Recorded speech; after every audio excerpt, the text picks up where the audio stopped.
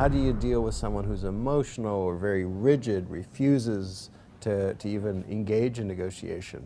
Or how do you deal with someone who uses dirty tricks? Like judo or jiu-jitsu, instead of attacking the other side, you step to the other person's side so that you can jointly attack the problem. In negotiation, I would define it more positively as how do you build a golden bridge for them to advance across towards a mutually agreeable solution.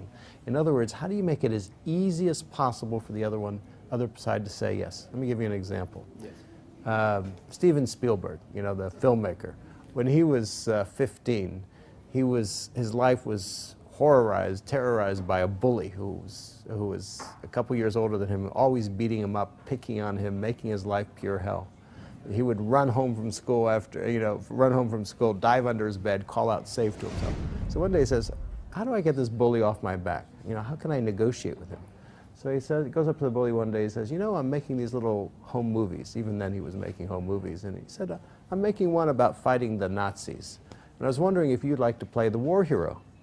Well, the bully at first laughs in his face, but a couple days later he comes back and kind of grudgingly says, okay. So young Spielberg takes him, makes him a war hero, dresses him up with a backpack and the full works. In the movie, he says after that movie, that little home movie, that bully became his best friend. His best friend in high school was the bully. How did he transform a bully into a best friend? How did he negotiate?